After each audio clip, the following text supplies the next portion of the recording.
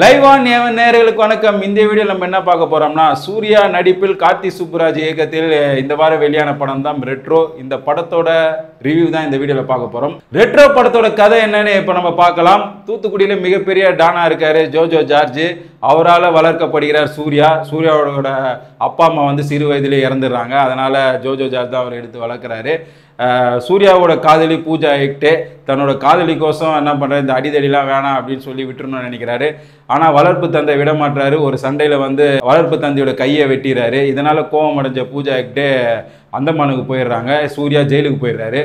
கொஞ்ச நாள் கழிச்சு காதலி பூஜா ஹெக்டே வந்து அந்தமான் தான் இருக்காங்க அப்படின்ற விஷயம் தெரிஞ்ச உடனே அடித்தடியெல்லாம் விட்டுட்டு திருப்பி நல்லவராக அந்தமானுக்கு போறாரு சூர்யா. அங்க போனா இன்னும் பெரிய பிரச்சனை சூர்யா கோசம் காத்திருக்கு. இதுக்கப்புறம் ரெட்ரோ திரைப்படத்துல என்ன நடந்தது அப்படின்றதான் முழு கதை. படத்துல ரெட்ரோ கதாபாத்திரத்துல நடிச்சிருக்கிறாரு நம்ம சூர்யா. பாரியாக உண்மையிலே வச்சு செஞ்சிட்டாருன்னு தான் சொல்லணும். இவ்வளோ நாள் அவருக்கு வந்த விமர்சனத்தை தான் இந்த ஒரே படத்தில் அடித்து நுறுக்கிட்டார் தான் சொல்லலாம். அடிதடியாக இருக்கட்டும், காதலிக்கோசம் உருகிறதா இருக்கட்டும், செம்ம பெர்ஃபார்மன்ஸ் பண்ணியிருக்காரு சூர்யா.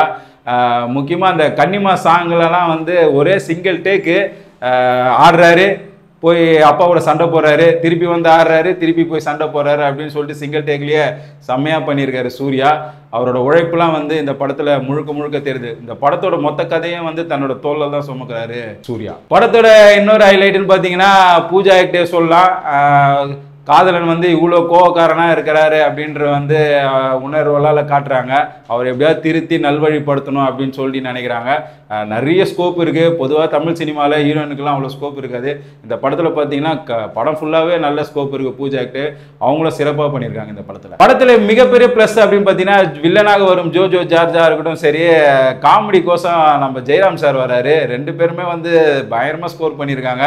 ரெண்டு பேருமே சிறப்பாக அவங்களோட கதாபாத்திரம் பண்ணியிருக்காங்க. இந்த படத்துக்கு வந்து அவங்களும் ஒரு மிகப்பெரிய பலனை சொல்லலாம். படம் ஃபுல்லாகவே பார்த்தீங்கன்னா சந்தோஷ் நாராயணோட மேஜிக்கும் இருக்குது.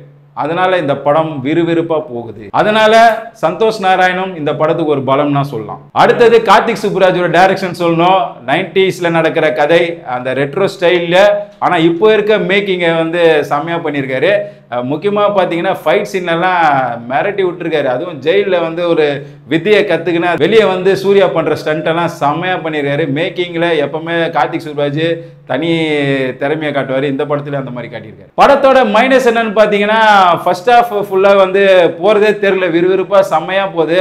செகண்ட் ஹாஃப் பார்த்தீங்கன்னா ஒரு குழு கோசம் வந்து சூர்யா போராடுறது அப்படின்ற மாதிரிலாம், அதில் வேற ஒரு சின்ன ஒரு ஃப்ளாஷ்பேக் வேற வருது. அந்த மாதிரிலாம் வரும்போது கொஞ்சம் லேக் ஆகிற மாதிரி இருக்கு. இன்னும் 20 நிமிஷத்தை படத்தில் கட் பண்ணியிருந்தாங்களா இந்த படம் இன்னமும் ஒரு விறுவிறுப்பாக போயிருக்கும். மொத்தத்தில் இந்த ரெட்ரோ படம் எப்படி இருக்குன்னா, உங்களுக்கு சூர்யாவை ரொம்ப பிடிக்கும், இந்த மாதிரி சூர்யாவை பார்த்து ரொம்ப நாள் ஆச்சு அப்படின்னு நீங்கள் நினச்சிங்கன்னா உண்மையிலேயே உங்களுக்கான படம் தான் இது.